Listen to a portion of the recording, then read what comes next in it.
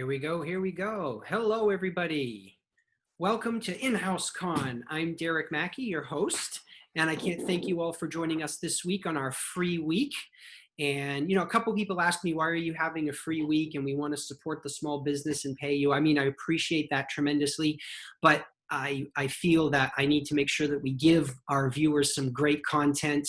And this week I had two different lineups with some actors that had to keep switching dates and backing out. So eventually in the long run, I said, you know what, we're going to make this week a free week. I invited a couple of friends of mine to talk about the industry, and I thought that would be pretty cool. So, that's why we did that. I do have some interesting news or some cool news for all of our viewers out there, and we'll be announcing this in the next week or so. We're actually going to alter a little bit the way that we do InHouse-CON moving forward, starting for our first event in September.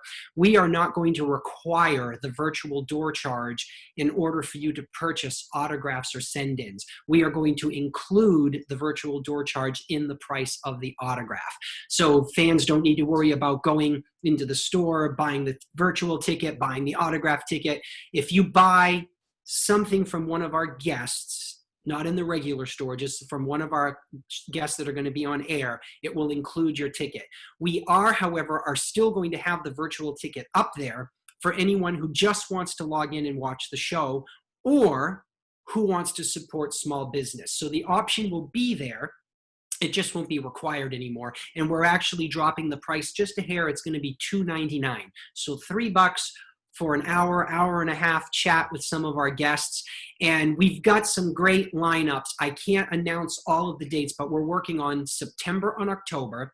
100% confirmed for September is going to be V, which will include Sarah Douglas, Frank Ashmore, and all the way from Australia, Jane Badler, who of course you all know is Diane from the V miniseries. So we're so excited to be having the three of them on. And then I am also going to be having the Knights of Ren from Star Wars Rise of Skywalker. Now, a lot of Cool Waters supporters and fans know that the Knights were supposed to do a couple of conventions here in the United States, and the conventions all got postponed or canceled because of this stupid pandemic. So we've decided to host them on an InHouse-CON. It'll be all 6 of them together. Anyone who ordered a pre-order for the conventions that got canceled, we are going to fill those pre-orders, hopefully all of them, with that event. There won't be any send-ins for it because all the guys live over in the UK, but we are going to be sending them the photos to be signed. And then of course we're going to open that to anyone else that's viewing InHouse-CON at that time. So am I allowed to say anything else? Oh, and then I have to remind everybody that next week is our Hellboy week, and we're very proud and very excited to have Selma Blair joining us. She's very rare on the convention circuit. She's a very rare signer at these types of events. And best of all, for InHouse-CON, she's actually allowing us to do send-ins. So you will be able to send something in that you already own, and we are going to personally bring it to her house while practicing safe distancing, while wearing gloves and masks, and Selma is going to sign stuff that is sent in. So all of that stuff is in the store, which you guys can peruse after today's show. I have to make sure that I do my special shout outs. So this week we need to thank Nerd Alert News, Beckett Media, Comic Con Network, and of course all the many Facebook autograph and convention and fan sites that are on there. We're constantly working social media, asking people to join us, so we really appreciate it. This week, my special guests are 2 very good friends of mine, Dave Hainan and Steve Grad. We're going to actually have them on separately so that we can focus just on what they're discussing. So I guess without further ado, let me do a little screen share here and show you our welcome video for Dave. I'll let you all know that the video that we're showing for him is actually from a Knoxville, Tennessee website. It's the local news organization down there that did a little thing about his show. His show in Knoxville is great. We're going to talk more about it, but let's take a look at this, okay? Hold on one second. And it's this one, and here we go. Hi everyone, this is Maggie Jones with the Knoxville News Sentinel, although right now I am dressed up as Gamora, and I am here at the Fanboy Expo at the Knoxville Convention Center. It just kicked off around 10 this morning, and there is a lot of people here. What the event has coming today are a bunch of celebrity meet and greets, some celebrity panels, there's vendors with booths here, there's a costume contest at I think 4 p.m. for those of you interested in dressing up. It's starting to get really crowded. The lines are super long, and as you can see, I'm going to flip the camera around. The show floor is getting pretty busy, so I'm just going to walk around for a little bit. As you can see, we are at the Knoxville Convention Center, and it is filled with people, some dressed up, some not dressed up. We've got different vendors selling different things, mostly nerd-related stuff, you know, comic books, collectibles. That guy wanted to say hi, cool. We've got a dog that's dressed up right here, very cute.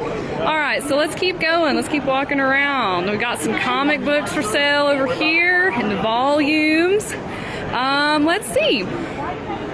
All sorts of different stuff. Like I said, there's going to be some celebrity guests. A couple of them include Ric Flair and his boys with the Four Horsemen and their manager. We've got some of the Backstreet Boys here today. I believe it's AJ, Howie, and Nick Carter who are going to be here. So that's going to be pretty exciting. I'm trying to think. Ian McDiarmid, who plays Emperor Palpatine in Star Wars, he will be here as well.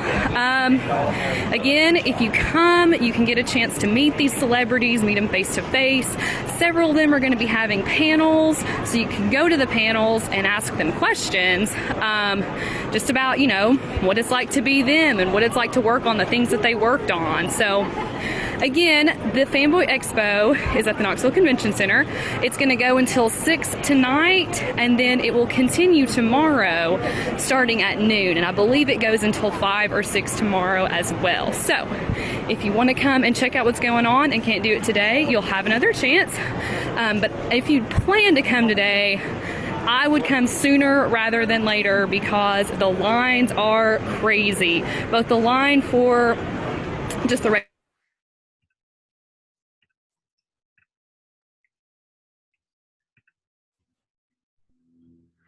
All right, ladies and gentlemen. So I cut the video off a little bit short there. It was just a reporter showing a little bit about Fanboy Expo in Knoxville, and I'm very excited to welcome my first guest, Mr. Dave Hainan. Hello, Dave. Hey, how are you? How's everybody doing today? We're fantastic. Where are you calling in from, Dave? I am in Las Vegas, and as you can see by the boxes behind me, I am geared up and getting ready to come to you in a couple days here so that we can do our signings next week. Yes, we're going to be doing signing. Well, why don't you tell people who we're doing signings with? Next week, we've got Brendan Wayne, who is the Mandalorian. We've got Jaleel White, a.k.a. Urkel, and also the voice of Sonic from the 90s cartoon. And then on Wednesday of next week, we've got Bob Gurr, who is the Imagineer who helped create Haunted Mansion and the Matterhorn and Autopia and a host of other Disney attractions. So it'll be very exciting. I know that some of our viewers have already placed orders for that, and I know you've gotten a lot. The orders will be up for those guests on our website. I'm going to take them down Monday, I believe. So if anybody is interested in any of those people, we can do it. Those will all be Beckett authenticated. And yes, don't worry, guys. We've made arrangements with the signing locations to have social distancing, and we'll all be wearing masks and gloves. The celebrities were very adamant about playing things safe, but we're very excited to be doing that. So that's great. By the way, viewers, if you have questions for Dave or I, we are going to ask you to put those into the Q&A room, not the chat room. We don't monitor the chat room. My tech guy, Tyler, does that. I'm focusing on other things. So if you have questions, come over there. So this week is a little bit different. We don't have celebrities coming on. We have industry professionals. As you all know, InHouse-CON is a virtual convention, and because of the pandemic, we haven't been able to go to live conventions like Dave's that we just showed you a little clip of from the Knoxville newspaper. And it's changed a lot of things in our industry, but I wanted to give our viewers and fans just a little bit of an insight on how our industry works and a little bit of what we do, just to see that it's not all just fun and games for us. So Dave, I've got some predetermined questions for you, and let's just start with a basic little bit about who are you exactly. Give us a little bio about yourself. Well, me personally, I've been and what you would, I guess, term as an autograph dealer for 20 plus years. And in 2002, I would go to different shows like the ones that I now promote and sell autographs as a dealer. And in 2012, a buddy of mine, Adam Phelps, he worked for a company out in Knoxville, and there was a show called InHouse-CON out there. And it was a smaller show, but I always did really well in sales at that show. So they folded, and Adam was kind of switching careers into being a graphic artist. And I just said to him, "Hey, let's do a show." And he was like, "Are you nuts?" I said, "Yeah, let's do it. It's not gonna be any big deal." So in 2012, we kind of jumped in, and I didn't know anything about what I was doing. And that first show, I like to tell everybody I got kicked in the teeth pretty hard on that first show because I just didn't know what I was doing. But I was able to come back, and that first show, I think we sold 1,300 tickets, and you had several guests there. And last year, for 2019, we had about 35,000 through the door. So it was really, part of it is just persistence. Like, it's just me being too dumb to not do it anymore. And now we have a very successful event in Knoxville, which is not a huge market, but we've got a big event in Knoxville. So. Well, certainly. I mean, to go from 1,300 people to 35,000 is, I mean, you should be very proud of yourself. I will admit that your show is one of our favorite shows. I know I've been going to your show since the beginning, and I hope that I will always be able to come back because I really like the way that you run it, and I like the fans out in Knoxville. And I think you should be very proud of yourself to have grown it in a small market like that. I mean, to a degree, Knoxville or Fanboy Expo in Knoxville has become a destination. You do have people coming from out of town as well. I mean, I talked to some of the fans, and they're like, well, yeah, we flew in for this. So, I mean, that speaks volumes for you, Dave. Yeah. Yeah. And what we've done is we've really tried to keep the small con feel to it. And anybody that's watching that's been to any kind of different cons, you know, the really, really big ones versus the little, the small town ones, we tried to keep that small town con kind of flavor to it, but with bigger guests and bigger events and bigger things to do. And we've been pretty successful with that. It gets a little tougher when you start getting really big, you know, celebrity guests. But I don't want to be a MegaCon or a New York Comic Con, and nothing against them at all. They do a fantastic job. I just don't want to be a big corporate show like that, you know. Keeping it small and intimate, or I mean, 35,000 is large, but keeping it intimate and more mom and pop related, then rather than it being a corporation where you've got many hands involved, is certainly something that I think makes your show stand out. I think I've told you this before, and I'll tell this to anyone who ever asks me. You know, Cool Water supports every show out there, whether it's a big corporate show or a smaller mom and pop show. And we have a lot of mom and pop shows come to us to help them start. And we try to give them, you know, a couple of guests that we think will be intriguing to get people through the door. We always try to cut them deals on flights or whatever we can do to help them. Because again, like my company, small business is the backbone of America. But one of the things that I tell every new promoter we work with is that if you want to see how it's done and how it's done right, you need to buy a ticket to Knoxville, Tennessee for Fanboy Expo. And they're like, what's Fanboy Expo? And I tell them about you, about the show, and they're blown away by it. Like, they hear the numbers and they're like, really? He grew like that? And I'm like, you know, don't get me wrong. Now, it took him 10, 15 years to get to that point. But if that's what you're planning on doing, you need to go. So I've pushed promoters to go to your show to just walk the room and see it. What you did it the right way, Dave, is what I'm saying. And I love it. And I appreciate that. And we hear it a lot from managers like you, but also from celebrities, because they come to the show and it's still fun for them to go and meet the fans. It's not a mess, hopefully. and it's not too structured where they don't get to do anything. So oftentimes at our show, you'll see celebrities walking the floor and shopping. You'll see them getting a hot dog, because they feel so relaxed there, because that's what we try and make it. Because my goal, and this is no slight on you or the celebrities, but my goal is not to please the celebrity or the guest. My goal is to please the attendee that walks through the door. So, and I think that's a little bit different than a lot of the bigger corporate shows. They cater to the big celebrity, and I want to do that. But my first priority is to the person that's spending their money to walk through the door and spending the day with their family, to walk around and be with us. So I want to give them more of a like in between a Disneyland and a state fair kind of like experience, Right. So tell us, Dave, you don't have to be super long and drawn out about it, but give us a breakdown of what you have to do in a 1-year period to bring Fanboy Expo Knoxville specifically to life on an annual basis. What are some of your key points that you have to do to make this event get executed?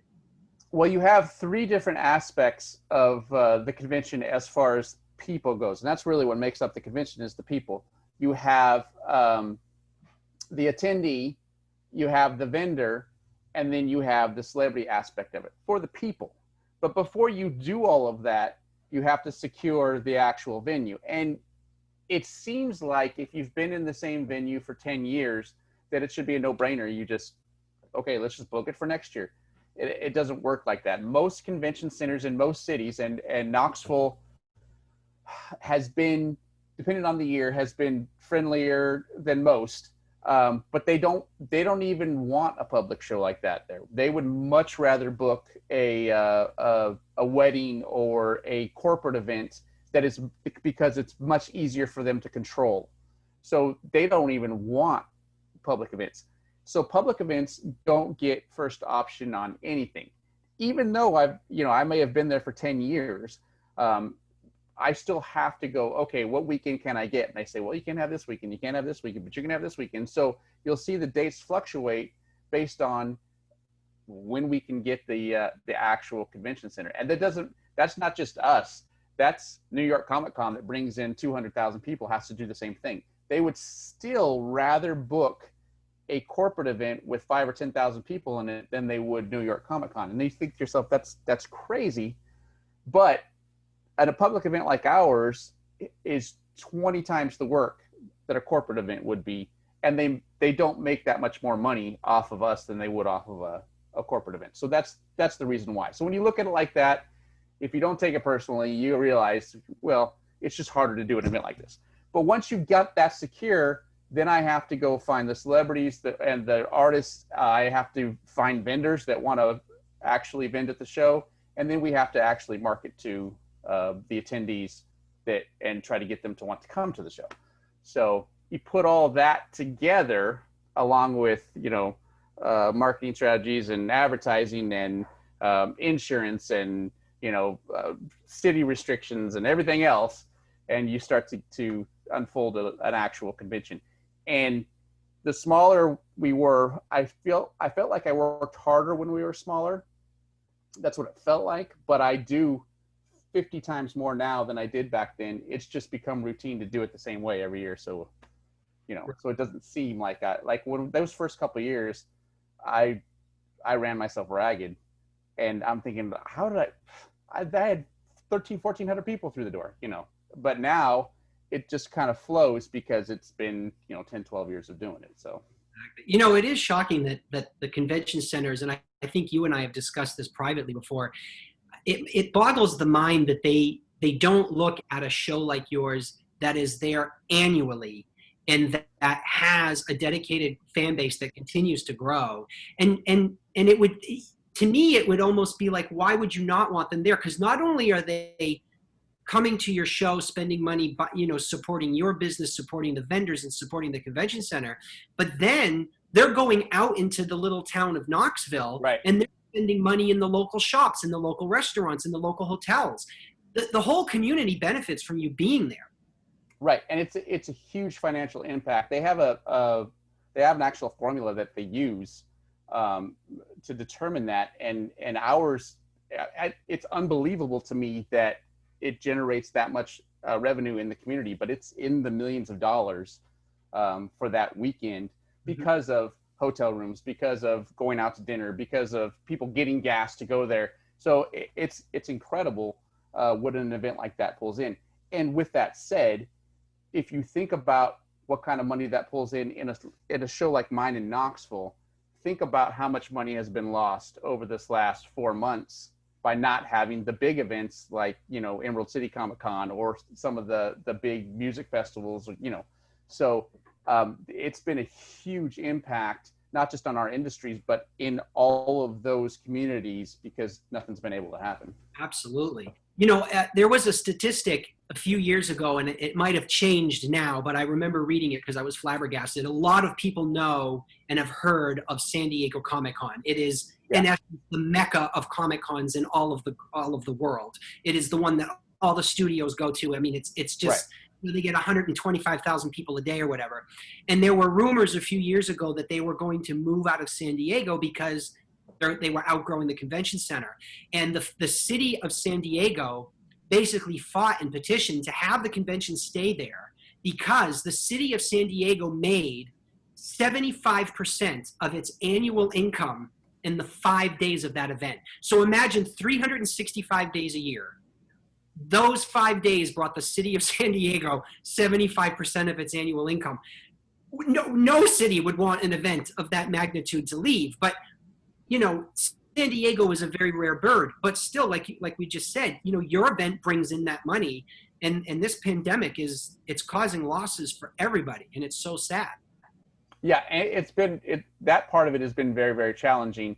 And the one good thing I'll say about that, there's been a couple of good things, but the one good thing with what we do is because everything's been canceled, the convention center and the city of Knoxville has been a lot more open to giving us the dates we want and working with us in the near future here. And I'm not saying, we got them kind of a thing, but it's opened them up to see, okay, we do need this. And actually the general manager of the convention center there, she told me probably a month ago or whatever, she said, we need your show to happen so that we can book some of those other events, because if they see that your show is going to be happening, they'll go, oh, okay, it's going to be okay because their Comic-Con, their fanboy is happening. So so we can go ahead and event. So that's a good compliment.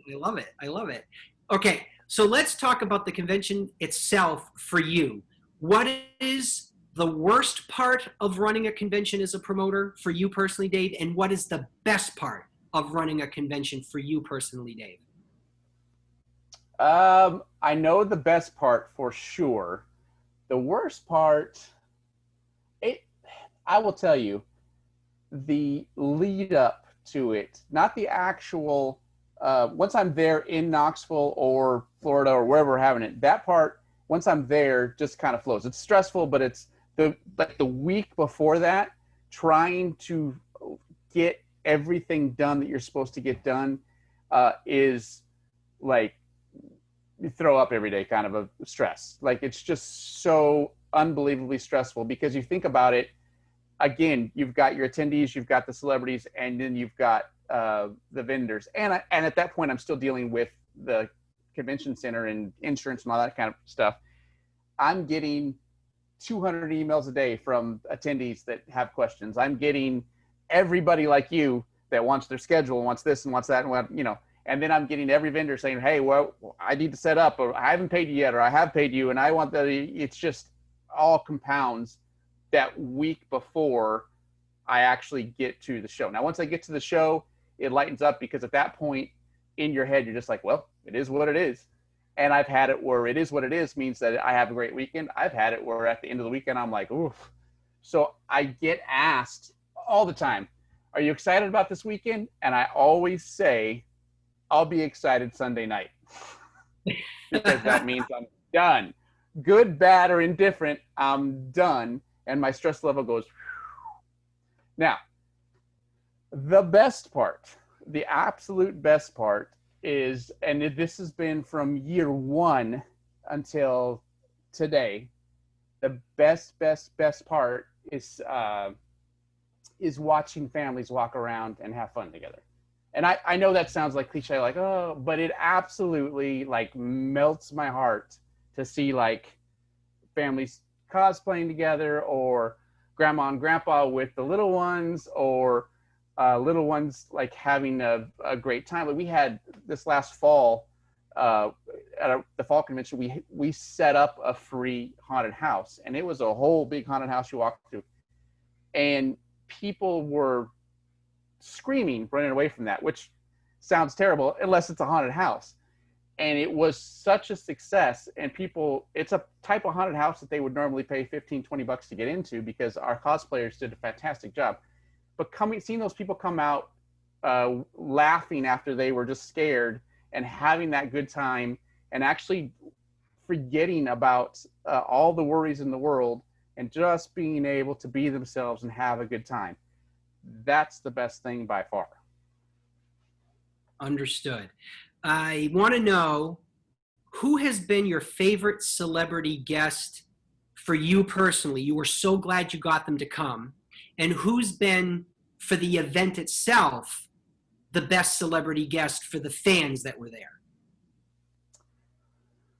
For me personally, I was pretty excited about the Four Horsemen. I'm a big wrestling fan, so being able to get all five of them, because we had the manager too, getting them all together and there was a personal accomplishment for me. Like I felt pretty proud that I was able to put that together.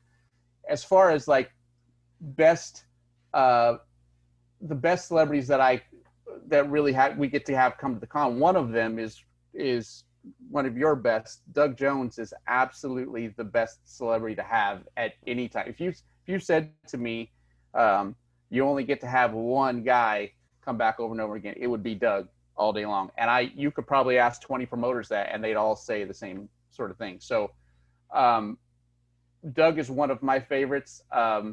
There's a few others that I just absolutely adore. I always tell people that when you're working with celebrities, there's only two sides to it. There's either I want to spend more time with that person, or I never want to talk to that person ever again. So there doesn't seem to be anywhere in between.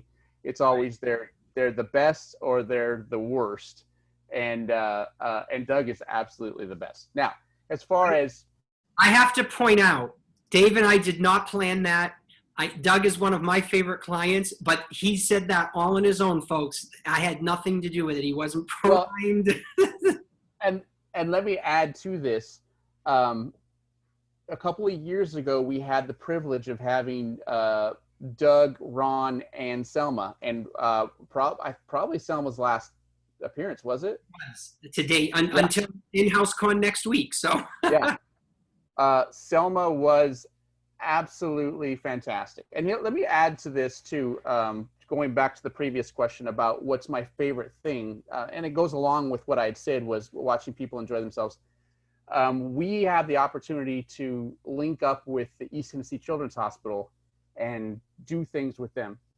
And one of those things that we get to do is they'll let us know that there's a sick child that wants to meet so-and-so. And oftentimes it's one of your clients that they get to meet, which is the best, because I just go, they ask me, they're like, is there any way that so-and-so can meet Billy D? And I don't even ask you. I just say, oh yeah, no problem. Because I know you're going to make it happen. Well, a couple of years ago when we had Doug and Selma there, I don't think Ron joined in, but Doug and Selma, there was a patient that couldn't come to the show because they were too sick. And Doug and Selma FaceTimed them for like 20 minutes. And the kid was thrilled. Everybody at the hospital was thrilled. And Doug, they were fantastic. And both Doug and Selma said that was one of the most enjoyable moments at a con that they ever had, because they got to interact with that kid. So sometimes you get good ones. Those two are fantastic. If you are watching this, Make sure you come back next week. And again, he did not plan this. I'm just telling you, they are wonderful, wonderful people. So now that same year, was that the same year that we had the Backstreet Boys?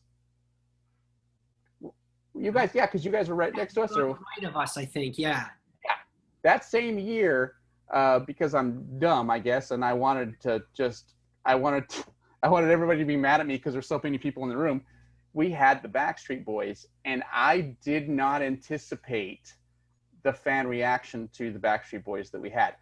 I was going out on a little bit of a limb because they're not like in comics or anything, and I thought they would be really cool guests for that age group to meet, and woo, they went wild for them.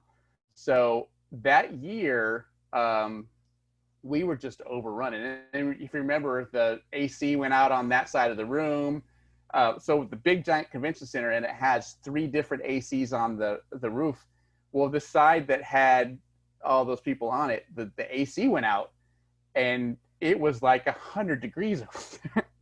And we didn't know what was going on because we don't control the AC. Right. So we just, and there had to be 20,000 people in the building at one time, and half of them were on that side. And it was, for about an hour there, it was miserable. But once we got it kicked back into gear, it was all good. Excellent. So, Dave, we're almost to the end of your segment. For this week, I created a new section of my event, and I'm going to do a screen share here because I created a graphic for it. And we are calling it the shameless self-promotion section of InHouse-CON. This is where either me or one of my 2 guests will shamelessly self-promote something. And I know, because I'm excited for Dave on this. Dave, Fanboy is going to grow exponentially next year. So now is your moment. Please explain all about your con and the new locations you're doing. Okay, so, and this is, nobody knows this yet. So this is like exclusive content right here. But Fanboy currently has 3 cities. We have Knoxville in June. We moved Columbus, Ohio to July. And then we've got Orlando in August. Well, we're adding 1 more city, and we're going to be in Indianapolis in September of 2021. That is awesome. Congratulations. I didn't mean to put you on the spot. I thought it was known already. So whoops, but a great exclusive for our event.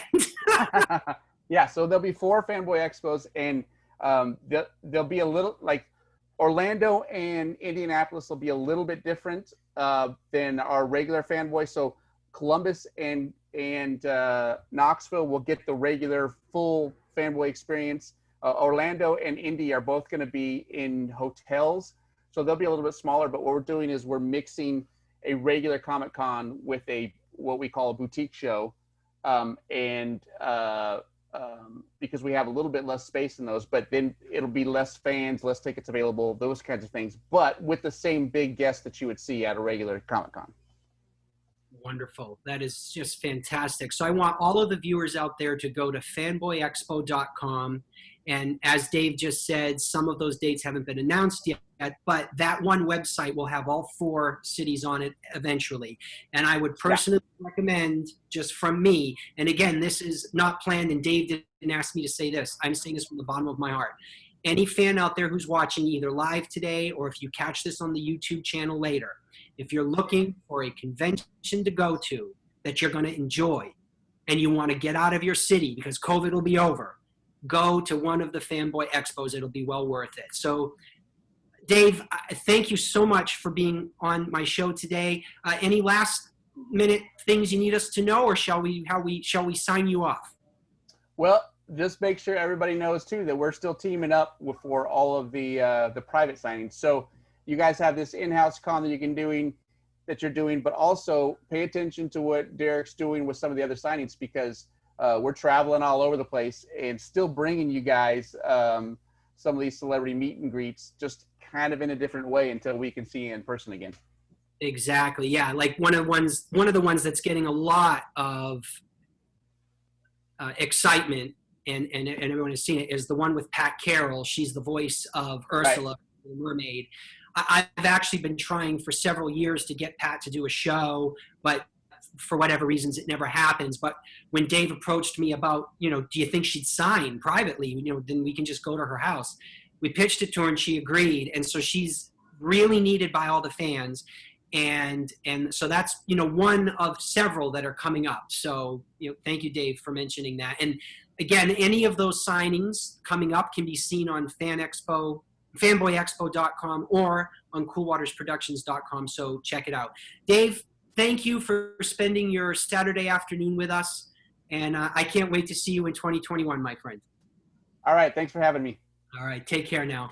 Bye-bye. Well, let's bring up a poll. As some of you know, and for those of you who don't know, we like to throw up polls during our show. They're just for fun. They don't mean anything. And so let's do a poll for today. This is for everyone watching out there. Do you attend or travel to conventions when not in a pandemic? Yes, no, want to at some point. So everyone take the poll, get it in there, and we will look at the results of that poll in 1 second.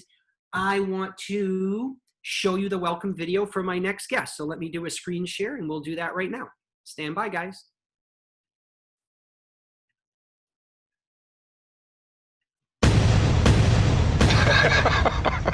You would take off his head, fill it up with slime, squeeze his stomach, and ooze would come out of his eyes, ears, nose, mouth. I don't get it.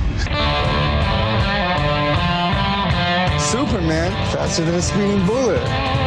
Hey, Corey, this guy has the Declaration of Independence. Pretty crazy it happened on July 4th. You never cease to amaze me, buddy. As a Star Wars aficionado, everybody knows this figure. First debuted in 1979, Toy Fair. This was the prototype. And, Boba Fett is really, literally the most famous character in Star Wars. I mean, he might even be more popular than Darth Vader. Huh. Boba Fett was this. He's best known as the autograph expert on the History Channel's Pawn Stars. He's authenticated some of the most iconic sports memorabilia. Now he's focused on all things Star Wars. Don't try. I will give you 4,000. How about 5? 5,500. $3,200. That's the deal. 6,000. 4,500. No, 2,500. Ooh, maybe 300? Deal.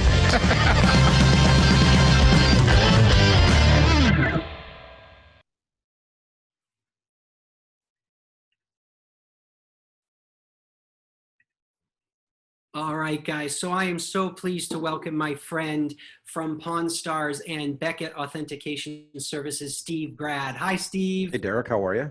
I am wonderful. Thank you so much for spending your Saturday afternoon with us. Absolutely. I mean, any time I spend with you is quality time.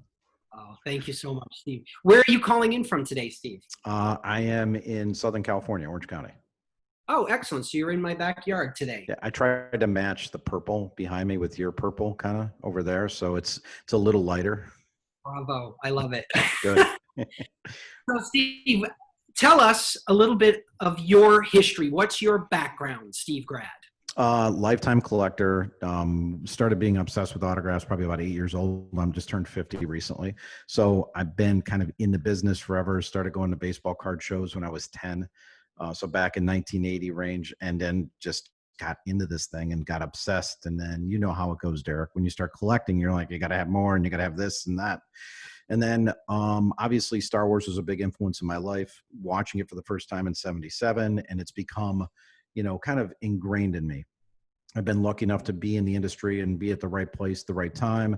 Also a desirable industry is autograph authentication. And that started about 98, 99. 2001, I went to work for PSA DNA. And then in 2016, we started Beckett Authentication. I was part of that group that started that group and founded it. And, I've been around the autograph stuff pretty much my whole life. I was just thinking how lucky I am to be a kid who collected this stuff. And I went in person and met so many people. And the first time I met Harrison Ford was 92. And, I've been around this business literally my entire life, collecting autographs, being in the middle of it, being in the trenches.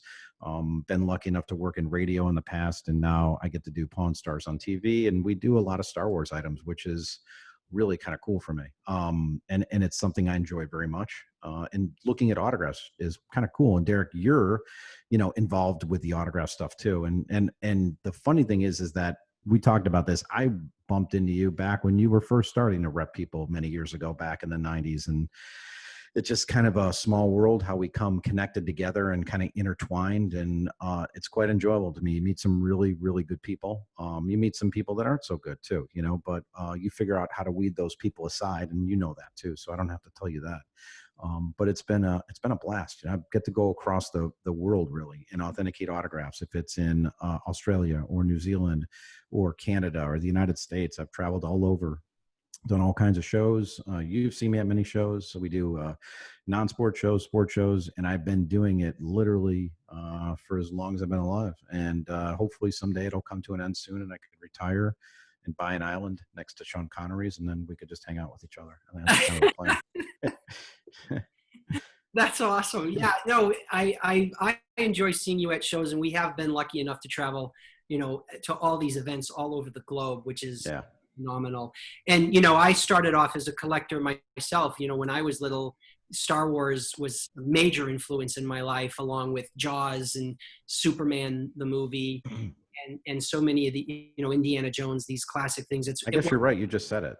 You said the influences, and those are the things you think about. I thought about the early influence of first time seeing Han Solo, and then that became this influence and this impetus. And then in the 90s and the late 80s, I started segueing from like sports autographs into celebrities, because in Chicago, where I grew up, they're filming all these movies and the stuff's going on. And hey, The Fugitive, well, they're filming for 6 months in Chicago, 6 months. And guess who's the star of The Fugitive? Harrison Ford. So that's how I first started, and I started getting Ford's autograph and became kind of semi-obsessed, but met him many times through the years as a chaser. And, I've met him at formal things too, at cocktail parties, stuff like that. But, that's how that obsession, you start with those influences, Indiana Jones, you mentioned Jaws, different movies and things you enjoy doing. And it's been a lot of fun, man. I can't say that I've not enjoyed it, because I have to tell you the truth, Derek, it's been a blast, and I've been very fortunate.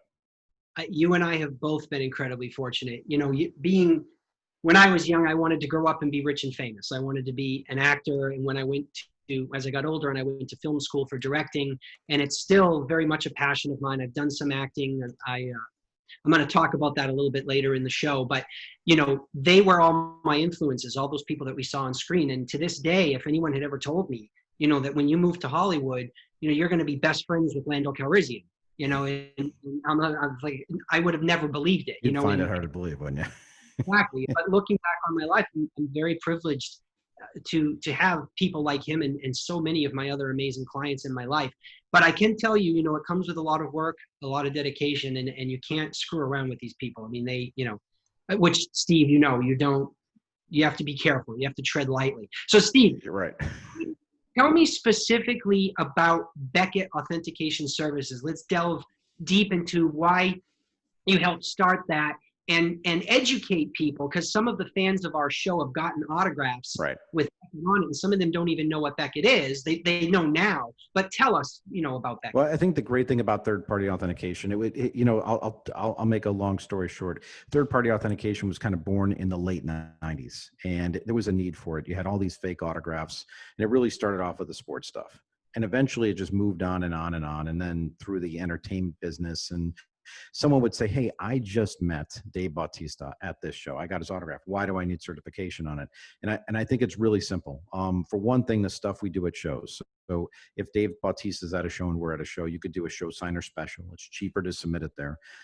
It's peace of mind. Yeah, you did get it yourself, and that does help. But when you go to sell that, because someday, Derek, no matter what, everything's going to be for sale. It doesn't matter. So either you're going to sell it, or you're going to pass it down to someone, or they're going to sell it. And it helps to have that third party stamp on it. We're independent. We're not buying, we're not selling. Well, I mean, we collect, but we're not buying and selling autographs as a business. We're just certifying. So take the third party. It really helps that final sale price. And I mean, listen, I know everybody says the same thing, Derek. Well, I got to sign it myself. I'm never selling it.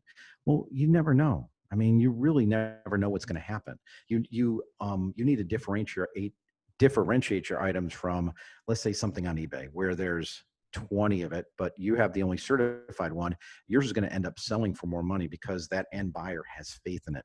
And Derek, that's why the auction houses starting in around 2000 started using authentication, whether it be now Heritage and SCP auctions and the big auction houses that I've dealt with, Golden Auctions. They bring in authenticators to look at their stuff and verify it, because they will get more money. And it makes a big difference in the long run, because that's ultimately what you want. You want your item to sell for good money, whether it's Dave Bautista or Michael Jordan or a signed game used item. You want that to go for more money. And, you know, a good example is someone like Harrison Ford. Harrison Ford's a great example. Okay. So Harrison Ford, the market is glutted with fakes, and we'll speak a little bit about that. And I mean, it's disgusting, Derek, what you could find out there that's bad. You've asked me recently, is this good? No, that's bad. So people will just always look for a bargain too. Oh, well, hey, I bought a Harrison Ford for $150. Really? Can I see it? Oh, that's a piece of garbage. Spend more money on something that's certified and have better peace of mind. So all those things come into play. We witness signings with Harrison Ford. We certify Harrison Ford's autographs. The guys on my staff have met Ford combined. We've probably met Ford 150 times between the guys that work on my team, you know, chasing autographs and doing this throughout the years. So I think that makes a big difference. And if you're looking to sell stuff, why would you not have it certified? Spend the extra money and get more money for your item. I saw an item yesterday. It's a great example. It was a program from the 50s Dodgers, and inside had Jackie Robinson and about 8 different players. And one was Gil Hodges. And just on the surface, I'm looking at it, it's probably worth $1,500 to $2,000, maybe $2,500 certified. The guy has a buy it now at $700 because he didn't want to get it certified. He didn't want to spend the money. And those are those steps you take to ensure yourself making more money and get her peace of mind. And then also just that factor. If you pass away, your collection at least has that added value to it when your family sells it or someone does sell it. Because I've seen so many collections get sold without certification, and people just basically steal the stuff. So I think that's a big difference. Obviously, I've been in the business a long time, almost from the founding days of authentication up until now. And I take a lot of great pride in what we do. I will tell you, because this always comes up, there's no perfection, Derek. You're not perfect. I'm not perfect.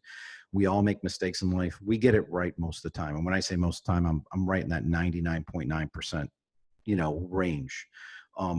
Yeah, there's mistakes that are made. Sure. A good forger could get something by you from time to time. It does happen. We're not perfect, but we sure do our best. And I will tell you recently, it's all about authentication, but about 4 weeks ago, about a month ago, one of the biggest forgers was just finally busted by the FBI in Michigan, where he's been running a forgery ring for years and years and years. And he had been doing with entertainment, sports, super high-end looking stuff.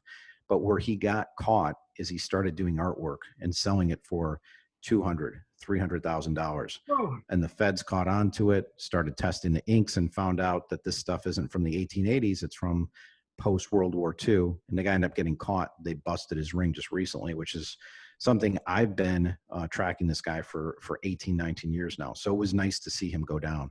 So, you know, stay on the right side of things, get your item certified. It's almost like insurance. You got that peace of mind. So it does help a lot. You know, I tell people all the time, and I flat out say it, and I'm going to say it right now live on the air as well. and it may cost me some sales, and I'm okay with that. The only actual true way to know that something's real is you got it yourself in person. That helps. You buy from reputable people like me, but really, if you're concerned about it being real, that is the only true way you're going to know. And trust me, eBay pisses me off. Amazon pisses me off. I have sent more cease and desist letters to them on behalf of my clients. And eBay now has cocked an attitude where they actually want the celebrities to send the letters directly now. And so many forgeries are sold on eBay and Amazon. Guys, if you're watching, just don't go on eBay for autographs. You use eBay to buy toys or use clothes that are retro, or you don't use it to buy autographs unless my company has stuff on eBay, but it is specified that it's who we are, and you know some of the stuff we have listed as Beckett. But you have to know what you're doing. You do. And you really, and that's where a lot of people get burned. I see it happen all the time. I've been buying on eBay since it started, but I know what I'm doing. I know what I'm looking for.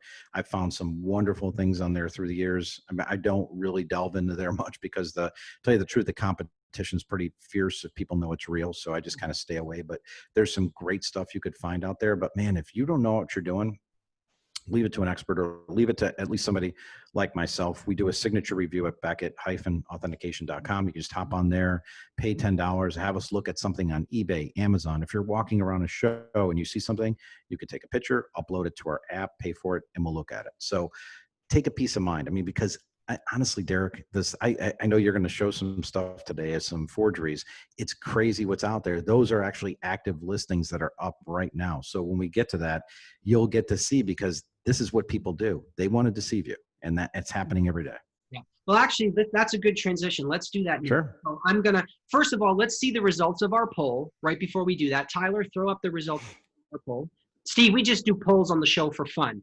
So do you intend to travel to conventions? Look at that. 100% of people do. That's pretty good. Watching does. That's wonderful. Wonderful, wonderful. Okay. So what I'm going to do is a screen share here, Dave, and I'm going to ask my tech guy, Tyler. Tyler, hide the video for Steve and I. Only leave our audio active, because I want the full picture to be seen of what we're going to show. So hide our video only. Okay. Everybody can still hear us, I hope, right, Steve? Say something. Yeah, I got you. No problem. Okay, so here we go, Steve. We're going to do a screen share, and let's just go down the line. You tell us. You tell us. Just explain what we're looking at. All right. So, obviously the fake side, that's actually something that's active up on eBay right now. And if you take a look at that compared to a real one, and if you know Dave Prowse's signature, you could see the forger tried to mimic it in some way special. I'll have to tell you the truth. I don't know what they were doing with Billy D. Billy D, years ago, Derek, and years ago, I'm going back to the 70s, and early 80s, had kind of a little more free-flowing signature that was, I'd say, a little bigger and sloppier. And if you take a look at the real one, that's basically what you've gotten from Billy D since he started signing publicly, I'd say since about 97, 98. Is that right, Derek? Yeah. Yeah, he's kept it the same the whole time. He's kept it pretty consistent. Dave Prowse has been a machine, really, since let's say the late 80s, early 90s, been doing shows and cons, and literally everything you've gotten from Dave Prowse up until a few years ago when he retired is almost the same exact thing. As you could see, Dave Prowse, Darth Vader. This one here, he doesn't even bother because it's extra writing. Billy, a lot of times, he didn't do it on here. A lot of times he'll write Lando underneath as just the character name, but Billy's autograph has stayed relatively the same. It's very tight. It's very clean. It's very condensed. But you take a look at the fake there, and then you start looking at both those signatures, and I'm like, well, that kind of looks like the same guy did it. And it just doesn't have a lot of spontaneity, a lot of flow to it. And this is the type of thing that I see quite consistently, and I have through the years, where, the one thing, Derek, is you can't replicate someone's pressure or flow. You could try and mimic it, but you can't duplicate it. And obviously there's a great example of that. So let's look at another one. Sure. If I can get my computer to go to the next one. There we go. There we go again. I don't know what this person was after. We're looking at the same exact image. On your side, the real side is a real Lando, and I'm sure you saw that get signed. And then we have one over here where, Derek, do you even know what's going on? I mean, to me, it looks like someone probably had a real one in front of them and they tried to mimic it. Eric, it's so far off, and that's what you have to look for. You look for the consistency of a signature. If you're looking for Billy D. Williams on eBay, here's a good idea. Type in Billy D. Williams autograph. Go to the highest listings, and you start to weed out what's real, what's bad. If you're just looking, and the lower end stuff, this is where someone is listing one for, let's say $24, Derek, or something, $25, and they're hoping somebody takes a bid because they printed out a piece of paper, they forge a signature on it, and they're just hoping someone bites at $25 and says, hey, I'm looking for someone cheap. Right now, if you want to meet Billy D in person, or at the last show he did, what was he 100 or 125 range? Is that the ballpark? 125.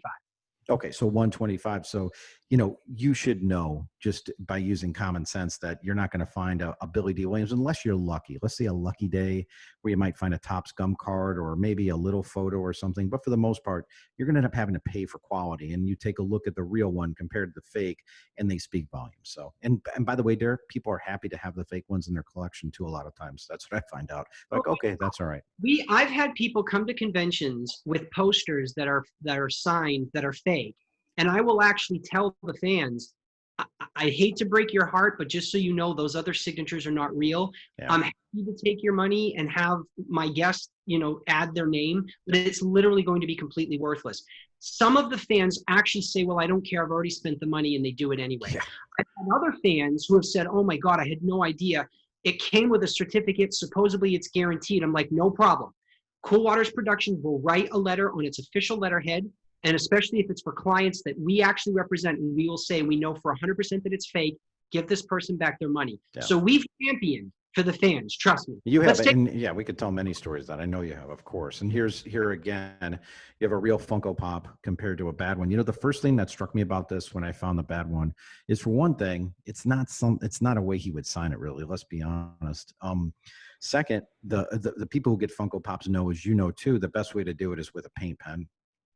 Because it's a plastic surface, and really, be quite honest with you, when you serve on the, or sign on the bubble or like a figure, sometimes those signatures will fade a lot quicker.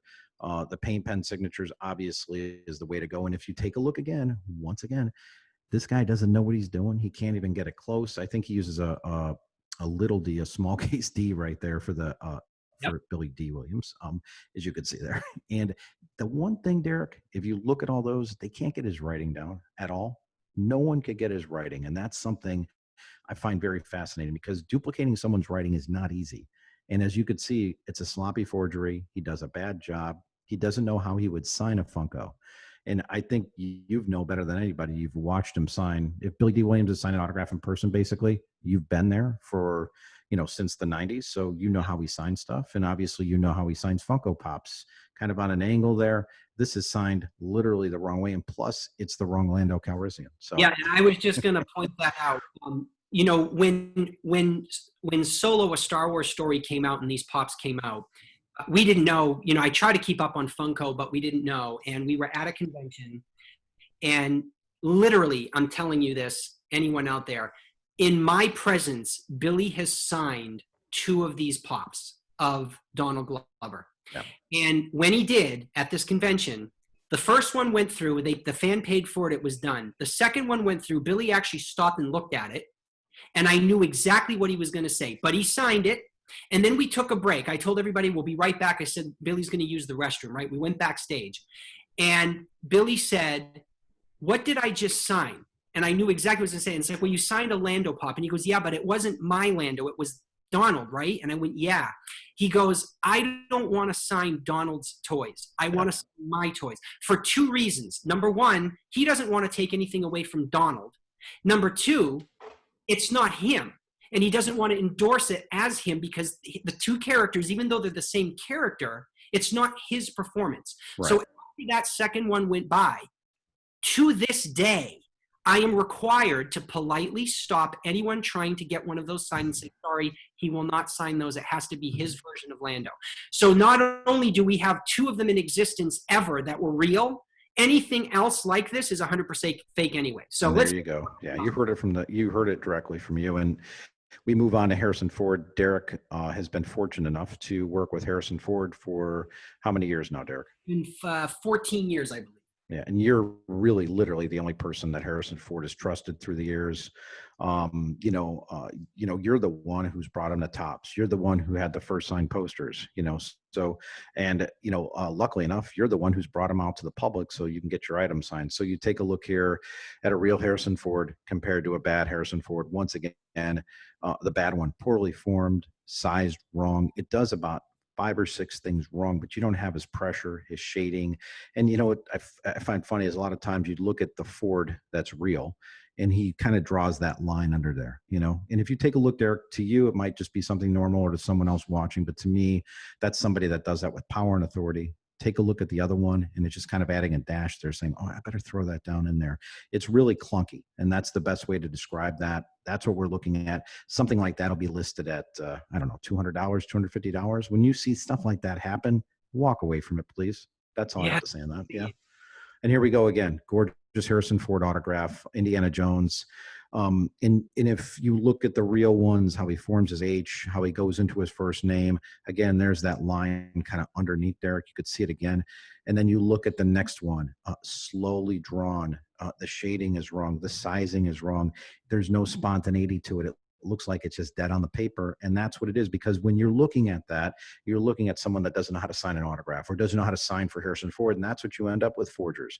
I'd say 99% of forgers, Derek, just don't know how to execute a signature properly and how that celebrity signs. So maybe the guy that faked that is living in an odd state, or has never seen Harrison Ford in person, I'm guessing, and has no idea how he signs. So stuff like that happens all the time. It's a great example, showing those side by side to see something real and something bad. The real one you saw signed right in front of your face. The bad one, obviously, that guy, who knows what he uses as template, but he's bad. Exactly. Well, Steve, thanks for taking a look at those. I'm going Sure. to bring us back. It was just the reason we showed those, to the viewers today is just so you guys can understand. And to the naked eye, some of them might have looked really good, and some of you are probably sitting there going, "Well, it kind of looked real," but to a trained eye or to someone that knows it, it's not, and it's going to completely devalue your collection. Now, if you buy a single, you can toss that out. But if you have a poster signed by a bunch of other people and then a forgeries on it, the whole poster, the value of the poster itself, because some Star Wars and older movie posters are worth money without any signatures on them. Sure. Adding real signatures, the price goes up. You want to completely devalue something to negative? It's happened. It's happened so much, and you mentioned it. I remember being in Orlando in one of the celebrations, and this guy was getting maybe Garrick Hagan or John Moore, and I can't remember who it was, maybe Ben Burt. And he was up at the table, and I said, "Hey, dude, before you put any more money in that, you should stop. Tap the brakes." Said every signature's on, mostly bad. I said, "No, you got a few people at the show, but that's all bad. You're Harrison Ford, Fisher." The guy was so irate with me, and you mentioned that part. The other part is people get really upset when you tell them their stuff is bad. They don't want to hear it because that's a kind of a knock to their ego. So they never want to hear it. You never want to hear when you're wrong about something, and people are wrong with the autograph thing. If you're buying a full cast poster of Star Wars for $400, you're doing something wrong. You're buying something that's garbage. Exactly. In most cases. I said, maybe there's that little case, Derek, where you get that real one. Oh, yeah. No, of course you do. You get you had some producer or executive who passed away and their kids are doing a garage sale because they don't know what else to do with it. And they might have scripts and posters signed by some of the actors it happens here in Hollywood. It does, you can every once in a while find that legit one and you're like, holy cow. But all these people on eBay, or the majority of them, not all of them, some of them are legit, but so many of them, and some reputable dealers. There are stores, I'm not going to say the names because I'm not going to get into it, but there are stores in Las Vegas, Miami, Hawaii. They're very well-known stores. They're autograph stores. Literally, guys, don't walk in the door. You walk in the door, 90% of everything on their walls. Stay away. I went in once, Steve, to one in Vegas, and there was a Star Wars poster, and they said, they have the COAs or whatever. And I said, I'd like to see the COA and how it works. So they pulled out this sheet, and it had the names on it, and it said, okay, Mark Hamill signed it on this date at this location, and did it, and it went on and on and on. And I looked at them and I said, well, what do you do if someone brings one of these back and says it's fake? And they're like, well, they'd have to prove that it's fake. And they're never going to do that because we know they're real. Right. And I'm like, really? I said, that's interesting. It's like, well, I'm Billy D. Williams' manager, and I'm also working with Harrison Ford to do signatures. I can attest to you 100% that those two signatures alone on the poster, they don't even come close. And they were horrible, Steve. They weren't even like the person tried. And they asked me to leave the store. And I'm like, I'm like, this sucks. And oh my God. And they were selling. The first thing they do is they ask you to leave, no photographs allowed. I'm still waiting at some point, which I think would be great. A reporter in Las Vegas, TV guy, had asked me if I would walk in a store with him, and he would use the glasses you could record on or something, and record my interaction looking at some of the stuff, because you could walk in there and take a look at, wow, the lyrics to a John Lennon song for $30,000 when they're worth $1 million, or a Beatles signed guitar, which doesn't exist, or stuff like that. They've got that stuff. And you mentioned the Star Wars poster. Well, all the new movies that have come out, anytime I've been to Vegas and seen those stores, they'll have the brand new poster with like 40 signatures on it, like miraculously. And while I mentioned it, I've seen this keep happening more and more and more. If you go on eBay, they're there now. It happens a lot with the Universal movies. There's full signed cast posters up there where people proclaim it's from the screening. They have a whole letter from, I believe, Universal, whoever does those films, saying, here you go, here's your letter saying thanks for attending the screening. You get a signed cast poster. They put a sticker on it. It's all garbage, and it's meant to deceive, and that's what we have out there. Unfortunately, it's part of the business, Derek. It's not going to go away. And, I think if that part of it went away, it might make autograph authentication a lot different. So, as long as the bad guys are there, I'm going to be there, stomping them out. Good. I think that's important. Buyer beware. That is the key. Yep. So now, Steve, I've got some other pictures that you sent over that I want to show. Sure. But the first batch I'm going to show is all related to Pawn Stars. So before we show them, could you just give us a quick little history? How did you get involved with Pawn Stars? All right, make a long story short, the show started about 2009.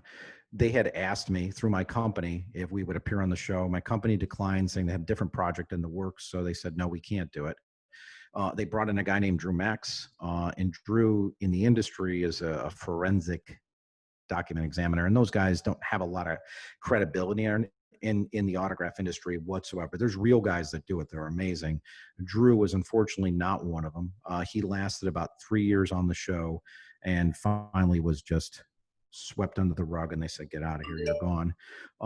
2013, I was given a chance to start appearing and filming on the show, and the rest is actually history after that. I've been in about 100 and I think it's like 110, 115. I can never keep track. I try to, but they don't update it on IMDb. So actually I have to go in and update my own IMDb stuff when I see an episode or something. Get with it. So here, let's take a look at some of your pictures. Well, this is a cool, okay. So this is a cool photo. And I gave you this one because honestly for me, so last October we filmed in England, and we filmed at Elstree Studios, and then we filmed at a prop place for prop weapons. And this to me was the coolest thing I got to do. And this was the van as we went over to Elstree, and you have the 2 camera guys, which were great to work with.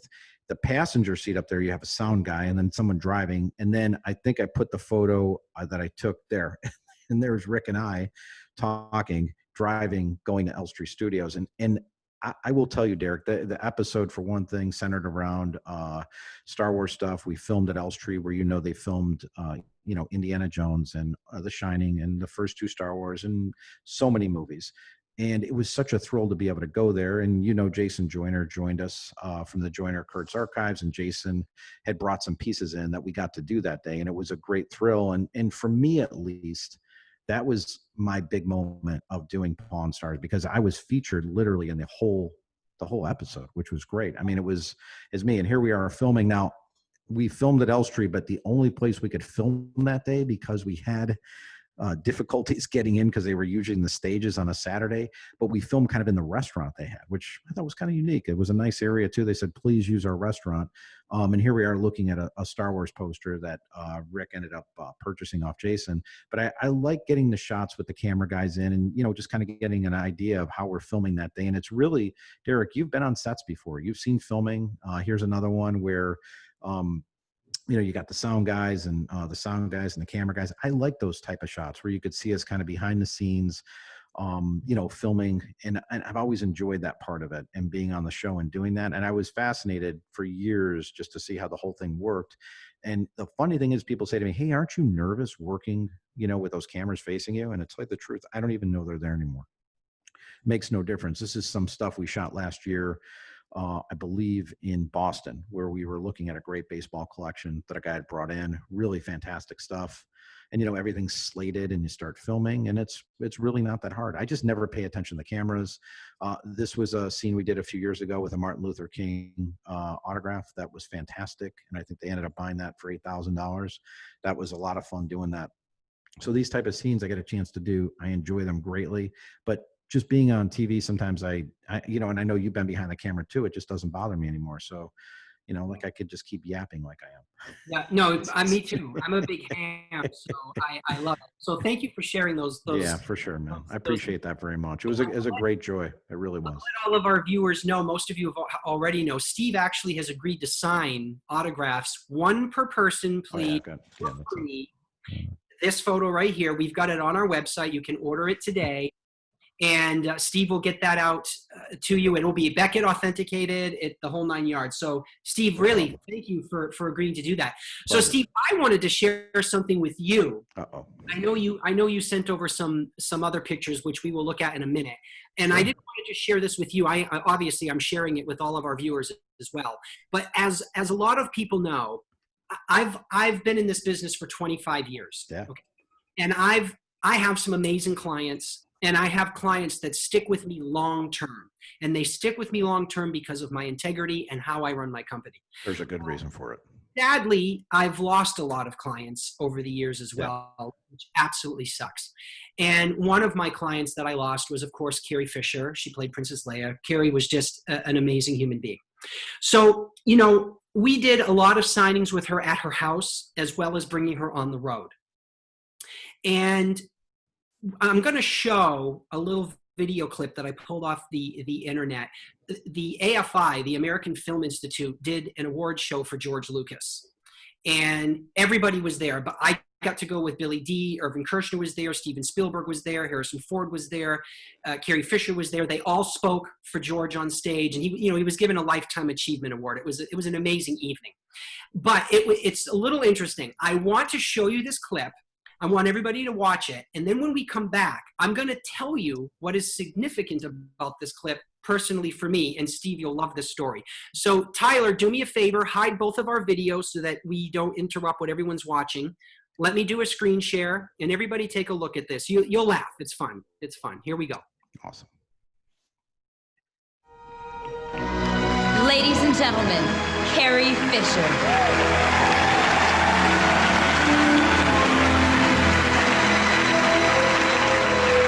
Hi, I'm Mrs. Han Solo, and I'm an alcoholic.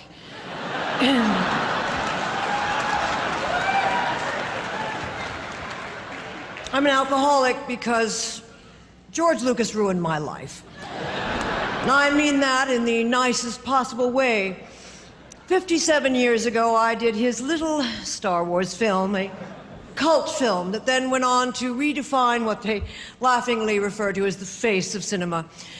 And now, 65 years later, people are still asking me if I knew it was going to be that big of a hit. Yes, I knew. We all knew. The only one who didn't know was George. We kept it from him because we wanted to see what his face looked like when it changed expression.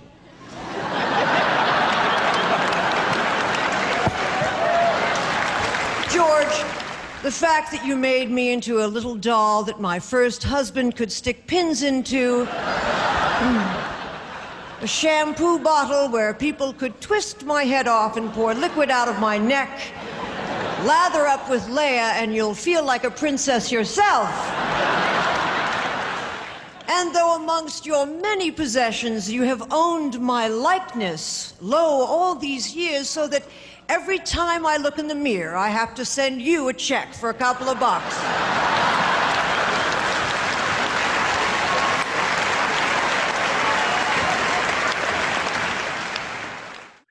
Okay, so here's the thing. I'm gonna smile and I'm gonna keep going because I want to cry. I miss Carrie so much, but I'm not going to. But here's the story, and Steve, you'll like this, and I think the viewers are gonna like this as well.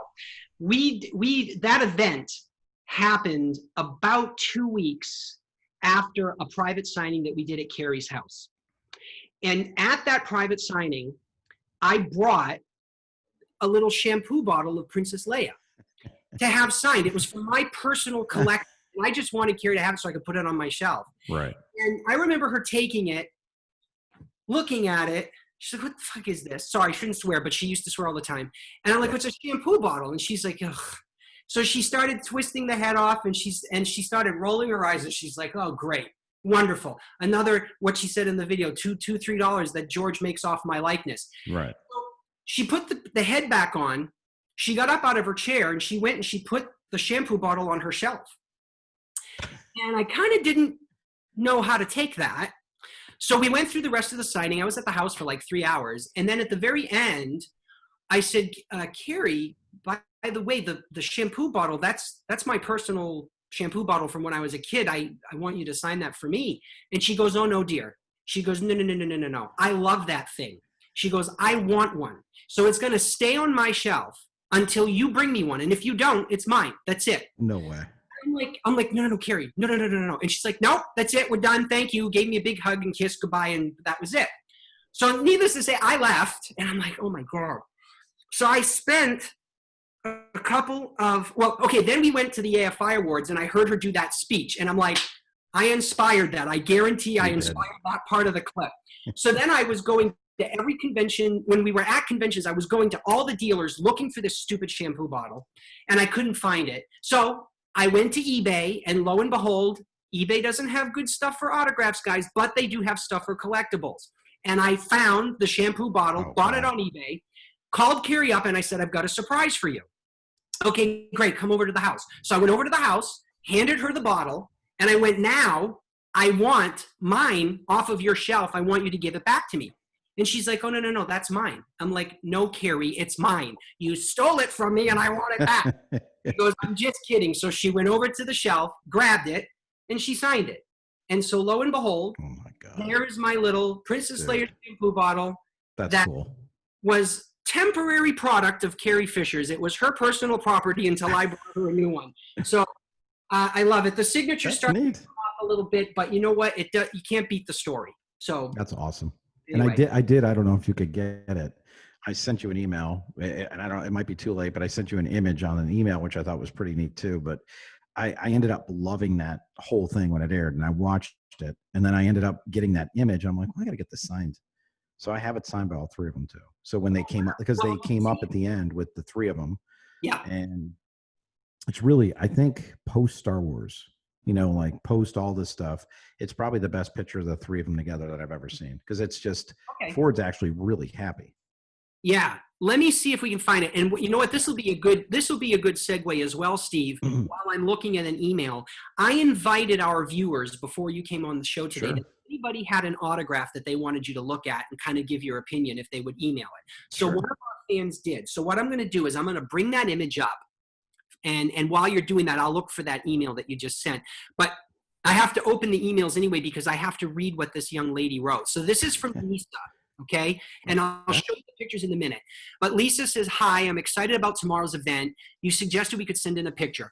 I'm curious about this signature of Leonard Nimoy on a typed out copy of his 1973 convention speech that I have attached. It didn't come with any certification, but the speech is dated on my birthday and it matches a clip of Nimoy's speech that I'm able to find. So I thought it would be a fun collectible for me. The seller said it came from an estate sale of a woman who was a huge Leonard Nimoy fan and went to all the earlier conventions. So she'd like to know if this is real and if how much does it cost to get an autograph authenticated. And I'm going to let Lisa know now. Lisa, I'm about to bring up your image so that Steve can look at it. But if Steve can't tell online, I will connect the two of you after today's show and you guys can talk. But Steve, here, let me do a screen. Well, first, let me bring the pieces up. It's going to take me a second, guys. Just bear with me. This is technology live, baby. It's happening live. Let me prep it. And here's the letter. And then, Steve, there's two images. There's one of the whole letter and then one of just the signature. So I'm going to show you both. Okay, so here we go. Whoops. Nope. Here we go. Tyler, hide my video for me, please. Okay. Here's the full letter, Steve. Got it.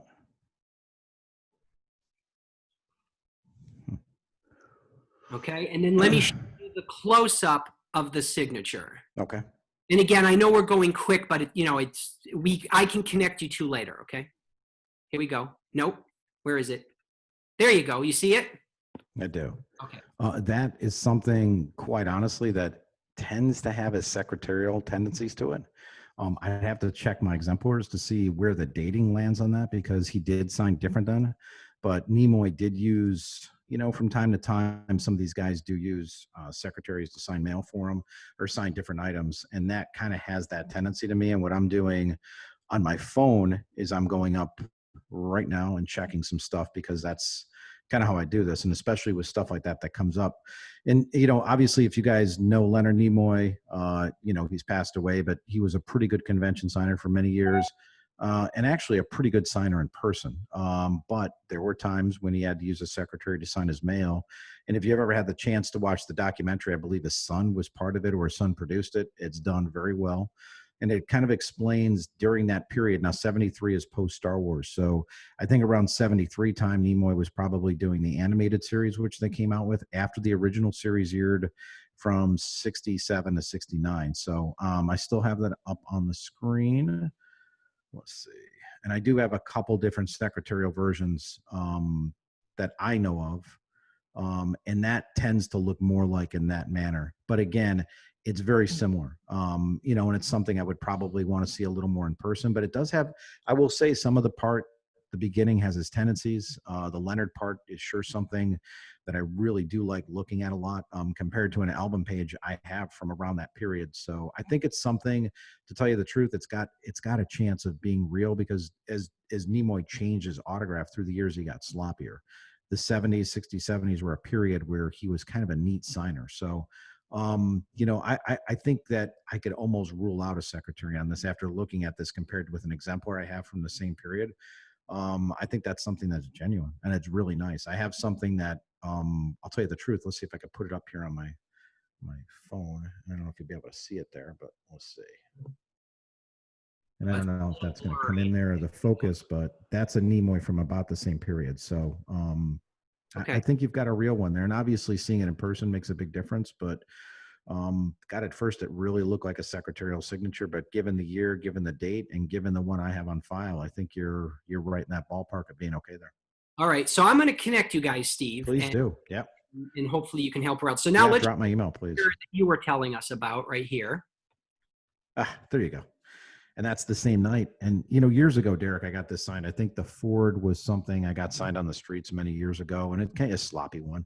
But the Fisher was done, at a signing, probably something I got signed in person. And the Mark is something I probably got signed back in, I'd say, 2010, 5, somewhere in that range. I think, I think I did both those at WonderCon. So that would have made sense in San Francisco. So, and it's complete. It's a nice piece. And I've really never seen another one signed with the three of them. But Ford is so happy in that photo, because most of the time Ford just kind of like, whatever, but this time he's actually pretty happy. That's great. So I know that so I have to show this graphic. I created a graphic today for today's show. It's called the Shameless Self-Promotion. Where is my graphic? Just so this will be because I've got some shameless self-promotion I want to do for myself as well. Please. But I know you want to do your, where is the stupid graphic? I have it. I will find it. But I want to show some more pictures that you sent in before we let you go for the day, Steve. Sure. So here it is. There we go. So I could explain them. I could kind of give you an idea what they are, because some of them you might not know. No, I'm going to do a quick. There it is. This is going to be Steve's shameless self-promotion. This is just for fun, Steve. It's no big, so just bear with me. Let me hide that now, and I'll bring up those other images. Just kind of go through them.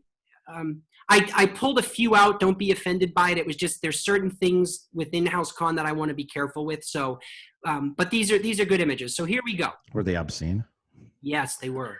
Oh my God. Okay, that's Joe Johnston, who's, if you guys don't know who Joe Johnston is, he's one of the men responsible for giving the whole look and feel of Star Wars, Empire, Jedi, Raiders of the Lost Ark, his concept designs, his sketches, his drawings. I mean, he could paint, model maker. He's responsible for Boba Fett. I mean, this is, one of the great minds in all of Star Wars history. And if you don't know who he is, you should know. That's Lauren Peterson. That's many years ago. That's at Skywalker Ranch, where I visited. I think I've been there 5 times through the years, but this is usually if you take a picture in front of the house, you have to take it with someone that you're with. And Lauren was kind of like the dean of industrial light and magic. He worked on pretty much every Star Wars movie up until, the end. The Phantom Menace and all those type movies too. So Lauren's a big part of that, also an Oscar winner. That's the great Phil Tippett and me, probably about 2014 or so. Phil's won multiple Academy Awards. And if you guys don't know, he brought the walkers to life. And he also was a big part of Jurassic Park and the chess game in Star Wars. And they brought it back a few times in the last few movies. He was part of that again. Genius. This was taken by Derek. Billy looks really excited there, but Corey's my man. And also, not a lot of people know Corey, Billy D's son, was also in Return of the Jedi. So he had a little scene, and Corey and I become friends and hung out, and he is a great guy. And this was at the premiere for Star Wars film, the last one. That's John Williams in Orange County one day. He was rehearsing, and I went and got his autograph. And I've met John many times. He doesn't sign autographs really anymore, though. This is the film crew for Star Wars. So this was a great shot. I believe that's Ronnie Taylor is sitting down, but he's passed away. And then you've got the other guys that were all part of the crew, including one of his sons. So that was a great moment at EmpireCon back in 2012. You could see my ridiculous looking face. Daisy Ridley, who I've gotten to know through the years through many signings and Beckett witnessed, and she's been so nice to me. And I was a guest at the last premiere of hers, and it was a great time. We had a fun time together. This is Carl Schmidt, who Derek, just real long story. I'll make it short, but he essentially created the Han Solo blaster. And most of the blasters and everything that were in Star Wars, he gave the whole look and feel. He added all that stuff on there. He made that blaster look like that. He's from Germany, really cool guy, but he's the man who made it. It was a great honor to meet him. It's the first time he's ever had his photo taken with a Star Wars fan, by the way. That was me. Wow, that's awesome. One of one, by the way. That's one of my favorites. Those are the images we chose for you, Steve. So thank you for sharing Sure. those. Appreciate that. No so problem. now let me start my video. And we actually have some questions, Steve, Sure. in the room. So these are from fans who are watching right now. Okay. Okay. So it says, let me put my glasses on so I can read. Oh boy. Steve, what is the this is from Kyle, by the way. Kyle asks, what is the hardest celebrity's autograph you've had to verify? And what makes an autograph very difficult to authenticate? I think the thing, I'll answer the second part first. The hardest thing is the mostly Sharpie, rush signatures, premieres, movie stars, how they sign. Most of them don't care. And if you go get them in person, like a lot of people did pre-COVID, and a lot of them just sign so sloppy and scribble. And I think some of the worst ones are Keira Knightley, Meg Ryan, who just does lines on things. That's pretty much what she draws. So, I mean, the newer stuff is always a challenge to authenticate. It's just because of how people sign. Chris Pratt has a nice signature. He takes pride in it. Robert Downey, he doesn't care. Scarlett Johansson, she actually has a nice signature, but some of the other people don't. So it's very difficult to authenticate that type of stuff. And it becomes quite a challenge, to be honest with you. Okay. This next one is from Mindkey Boots. And Mindkey wants to know, Steve, I have been collecting since 1998, but especially in Europe, authentication wasn't available. Have you ever been asked to authenticate someone's entire collection? Yeah, all the time. We do it here in America. And quite honestly, we're starting to do more of it in Europe. Before COVID, I'd done about 6 or 7 shows in the UK with Showmasters, usually in Birmingham or in London. I also did one out in Cardiff. But yeah, it happens all the time. Obviously, if you want to, feel free to email me. My email is very easy. The guy from pawnstars@gmail.com, and we could discuss it further. Feel free, by all means, get in touch with me.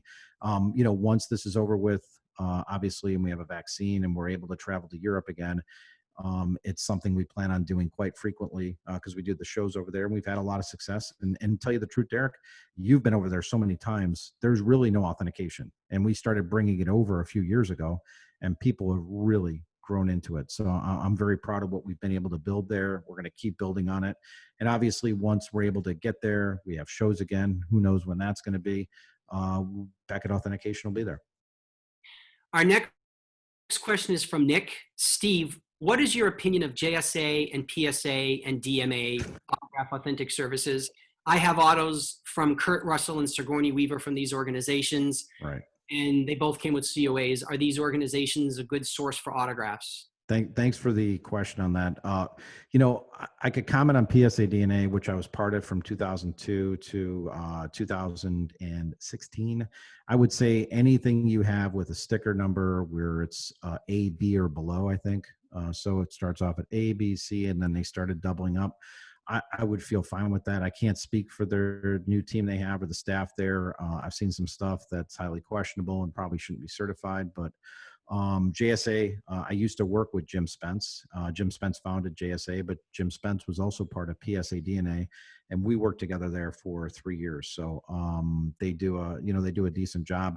I don't know much about them. There's not, it's an interesting industry, Derek, because there's not like a lot of inner talking between the authentication companies. We kind of just do our own thing. I recently did meet with Jim and did a panel with him about a year ago in Las Vegas, and it actually turned out to be really nice, a Q&A, and it went very well. Jim and I hadn't been friendly for years, so it was nice to do that. But, they're a competing service, and the best thing I could tell you is that you do have certification on it. That's good. It's a third party. You should be okay with what you've got. Thank you. Our next question is from One Trek Fan. Oh, yeah. Can you repeat or reiterate, and Steve, keep it brief, Sure. on how you can, something on eBay, how do you know that it's real? Well, honestly, the best thing to do is use common sense. You know, if you're looking for, we just brought him up, Leonard Nimoy, and if you're starting to search at $5 autographs of him, you're probably not in the right ballpark. You're going to find the preprints and the reprints and the secretarial stuff and the fake stuff. But if you start delving into a little higher end stuff, you might find some real stuff. You might find some bad stuff too. And I always tell people this, Derek, I mentioned it before. Beckett has a signature review. You could come use it at our website, beckett-authentication.com. It's right at the top of the page. It's $10. So if you see something on there you're just not sure of, if you see a Star Trek cash shot, or you see a Bill Shatner, or if you see somebody that you're really after, or Chris Pine, but you're not sure, use the service, put it in. It's usually 24 to 48 hours. We get right back to you, and you're able to purchase the item knowing it's real, and it'll pass our authentication. Thank you. Sure. Our next question for Steve is from Brian Garner. Brian wants to know, is there any autograph that you will not authenticate? Yeah, we don't do Manson. And someone else just recently too about another, I can't remember the killer. We don't do some of those people. And also one of the reasons with Manson is that, he's behind bars since I think the 60s. So it's like Manson had run this whole gamut and scheme in prison where he had people signing his name for him, signed his correspondence. He wasn't doing any of that. And people will mail letters to these people. They're able to send them back if they could buy the postage, just send it back, because you can't send them postage. So we stay away from some of that stuff. Modern wise, I mean, we take anything in, if it's a celebrity, entertainment, sports, sometimes we just can't do it. We just push it back. There's a lot of times where someone will submit Al Pacino, but Al Pacino does a circle or a check mark. So we don't authenticate that stuff. It's got to at least have some semblance to a signature. So those are the rare instances. But, if you're looking to get a Charles Manson signature authenticated, we stay away from that stuff. Okay. This is from my tech guy, Tyler. I love that he supports our events with questions. Well, Tyler would like to know, which autograph is faked the most? It runs the gamut. If you're talking about sports, it's probably Michael Jordan, Mickey Mantle, Mike Trout, the kind of the newer stars that are in baseball. They're forged heavily and they're forged consistently. I would say Kobe Bryant is up there too. If you're talking just the wide spectrum, Marilyn Monroe, John Kennedy, the Beatles, big rock bands, Rolling Stones, Led Zeppelin, stuff like that, heavily forged. And just be careful. So just remember the icons, the people that, Derek, not everybody knows who Judy Garland is anymore, but she's still forged, but remember the people like Marilyn Monroe, she's always going to be someone prevalent, or John F. Kennedy. Those signatures are still heavily forged. And for the most part, I see people do, people are always like, well, it's just a bank check. It's got to be real. Well, guess what? They forge checks too. So be really careful what you're doing. Our next question is actually for me. Yay. Oh, great. This is from Janice. And Janice says, how did you begin? How did Cool Waters first start? And how on earth did you secure the greatest Star Wars talent to represent? Well, Janice, I fell into it. I moved to Hollywood to be an actor. And I got a job at Universal Studios working as a promotions, and we used to try to get celebrities to come up to Universal City Walk, and that's actually how I met Billy D. Williams. When Star Wars Special Edition came out, we wanted to have some celebrities from the film sign, and Billy accepted the invitation, and he was very impressed with how I presented myself and how the event went down. And it was at that time, I don't know, a few weeks later, I had asked Billy if he would do a public signing for Men Behind the Mask, which was another company that I worked for. And that's kind of how the whole Star Wars thing started, with Men Behind the Mask. That was Jeremy Bulloch and Dave Prowse, Peter Mayhew, Kenny Baker, all friends of mine. Miss most of them now. It's so sad. And Billy joined that tour, and he did like a couple of shows, and he really enjoyed it. And then I want to say almost 6 months went by, and I got a call. I never thought I'd hear from Billy ever again. I figured that'd be it. And I got a call from Billy, and he's like, hey, Derek, it's Billy D. Williams, and my agent got this offer for some event. And he goes, I want you to handle it. And I kind of like took a gulp. I didn't know what to do with myself. And I'm like, okay. And I'm thinking in my mind, if this big Hollywood icon is asking me for help, then I'm going to do it. So I kind of did it as a lark originally. And I did that one, and then I did a couple more, and then I realized, you know, there was kind of a business here that I wanted to be really dedicated to. So I left my job at Universal, and I put my acting career on hold just temporarily. I still did some stuff, but I kind of dedicated myself to Billy. And then it was from Billy and going on the road that I met some of my other clients. And now Cool Waters has over 100 clients. And you know, we work with Harrison Ford, even though he doesn't do in-person conventions, at least he does the private stuff. And I'm proud to say, you know, Billy was my first client, and he's still my client today. And I always pride myself for my resume. You know, that speaks volumes, I feel. So that's great. And can I ask you just to go back, because you mentioned something to me? Please. I meant to ask you this years ago, and I remember getting very excited, and I lived in Chicago at the time, for Billy D. Williams doing a signing. And this was going back, Derek. God, I see, you know, it's funny is I see the photos all the time. I still have them. They were a little larger than 8 by 10, maybe 8.5 by 11. And maybe there was 3 or 4 different shots. But I think he was at a comic book store or something in LA. And a friend of mine went and was able to get me the different images signed. And I know it was before the first time I saw you with Billy D was in Novi, Michigan, maybe in 99 or something like that. But I remember buying these photos because I had never had Billy D's autograph before. And then he's doing this signing. And I think a friend of mine out in LA was going. So I said, oh, can you get me a few? And I still have those. And I think it was from one of his earliest signings he ever did. And I just something remembered telling me it's at a comic store or something, 97, 98, 99 range or something. And I know you had to be involved, but it was so long ago. And it's funny, I think about that because I'm like, God, that had to be Derek with that, didn't it? Do you remember that? If it's what I'm thinking of, we did do a couple of store signings here in LA with him. Yeah. You have to remember, before I came into Billy's life, I mean, he's much older than I am. So he did a couple of signings, you know, before he ever met me. But it was something he didn't really enjoy. I think he enjoyed the way that I helped make it happen. And now he just loves hanging out. But there were 2 that we did in LA. And if it's one of those, I think at the time, the images that we did, all of them were done a little bit oversized. Even the men behind the mask, they weren't 8 by 10, they were like 8.5 by 11 or 9 by 11 or something like that. So it could be from that run. And it was just, as we got going and we realized how it was going to grow, you know, obviously 8 by 10 is the format, you know, that's what frames are, right. You know, and so we made changes over the years. Look, a big change that I made for the fans, because I heard so much about it, was we used to do lithograph style photos because they were cheaper. And so many fans would say, you know, over time they fade and whatever, can you please do actual photos? So now everything that we do is actual photographic paper, either Fuji or Kodak. A lot of our stuff is licensed. We do matte finish versus glossy, because glossy, your fingerprints stick to it. The fingerprints, yeah. Try to do matte. But, you know, those are things that over the years that I've learned, and both as a fan and as a professional, I want our fans and our supporters to be happy. So I'm always listening to fans. I'll often be at a convention, and once my booth is set up, I'll walk the line, the autograph line, and just talk to fans and get to know them and ask them about their collecting and what they want. And I listen to what a lot of them have to say and want them to be happy, and I'll use it in the future. And, you know, at the same time, I have a very short fuse, which some people have seen, and I don't like stupidity. I hate stupidity. I love all the support that we have here on InHouse-CON. I can't thank you enough. The one thing I have to remind everybody who's watching today, sure. Guys, when we do these signings for InHouse-CON, you have to understand, we have 4 guests on. I have to mail all the photos to each of the guests. I have to schedule video calls with them to do back-end authentication. They have to send them back to me. We have to get them stickered. We have to prep them and mail them.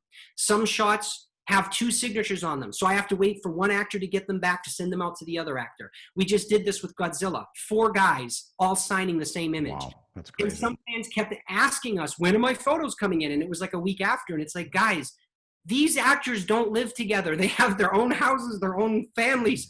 So you've got to be patient, and you've got to understand that when it comes to people like me that are reputable and are here for you, sometimes taking the time to do it right is why we need your patience, because we're not rushing it and we're not forging it. So that's important.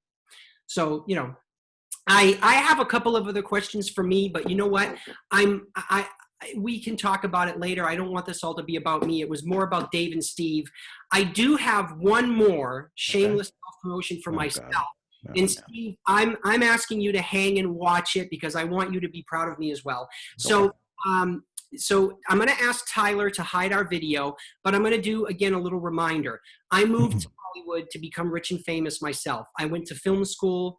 I am an actor. I've done some amazing improv theater, and I've done a lot of commercials. I've done pilots, but I did a film of my own, which celebrates its 15th anniversary this year. And I'm very proud because we're going to be releasing the 15th anniversary DVD, and it should be on Amazon. We're just waiting for that to be finalized. But I'm very proud of my film. I want to show all of our viewers the trailer for the film, and then I'm going to tell you how you can actually buy your own copy. So let me do a screen share, and let's take a look at my wonderful little trailer of my own film. It would help if I had it ready, which I don't. That's brilliant. Okay, guys, bear with me. Sorry about that. I need to do a screen share. Why is it not letting me? Ah, here we go. Got it. All right, guys, let's take a look, okay?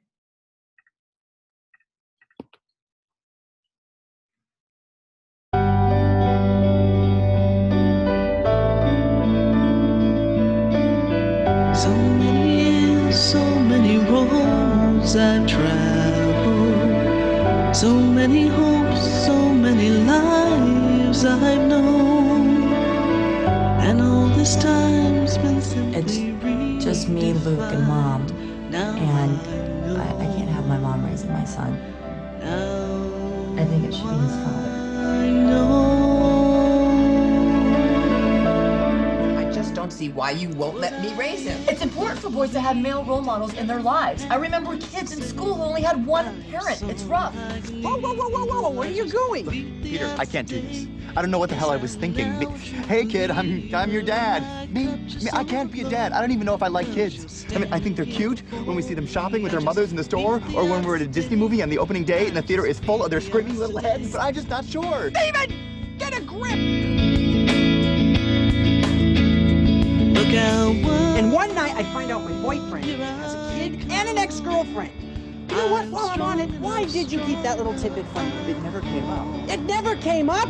I can do this, yes I can. I can be the parent I never had. So it's hard and yet it's easy. I just can't believe he's here. Believe it well to see it. You mean I have to choose to live with Stephen and Peter? If that's what you want.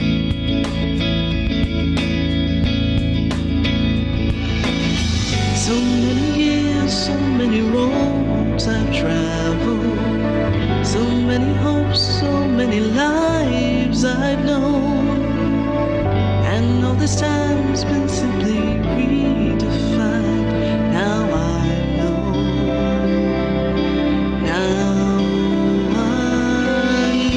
But it's okay because I'm getting married, everybody. I'm getting married. What? Now you owe the swear jar about $15. You know what, Junior? Here, take my credit card. It doesn't matter anymore. I'm getting married. I just beat the odds today. I just beat the odds today. Don't you know I beat the odds today? Oh, I just beat the odds today.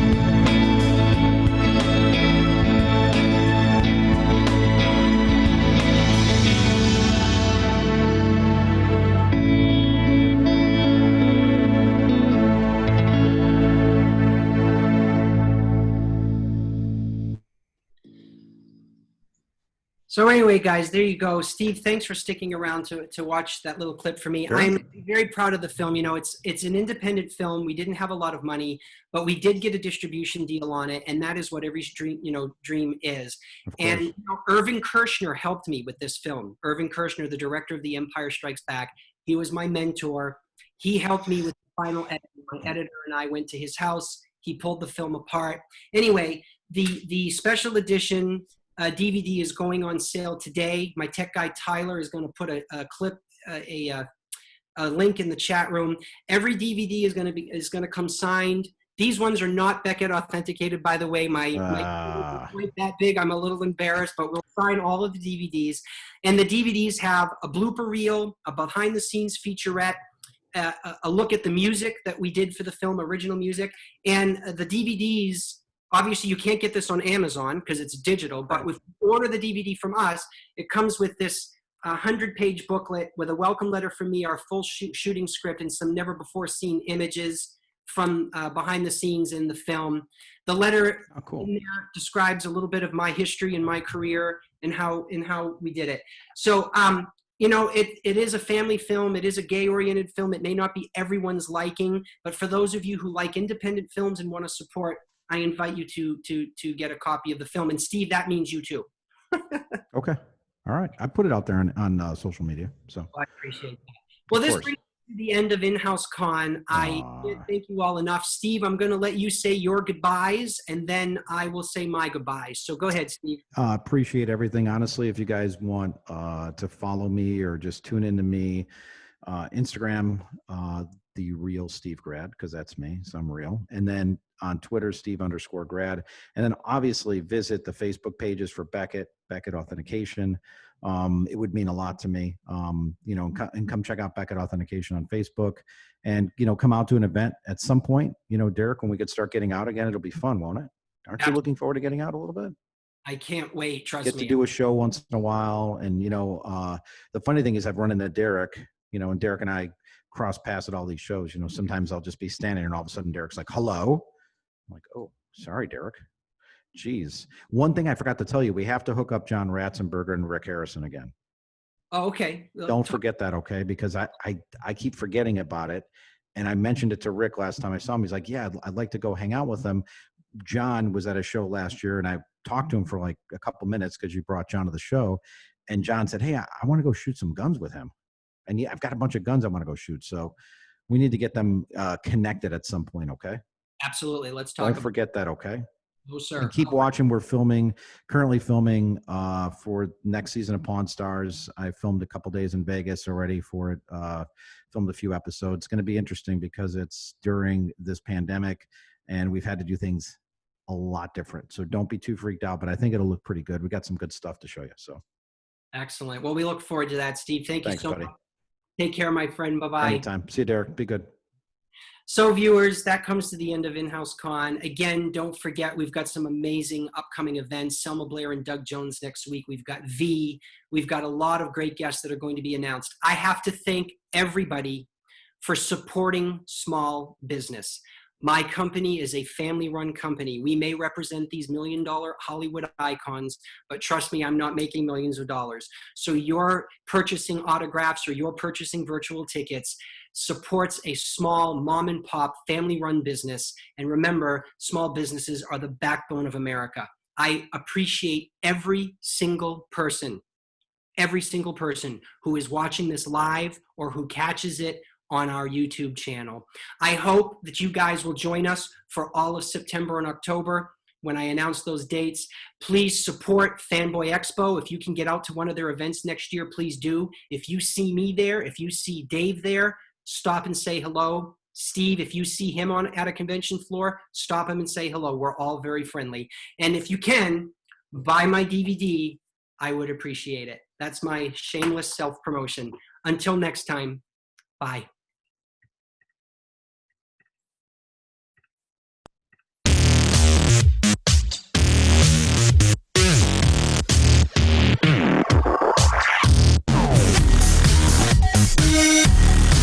Yeah.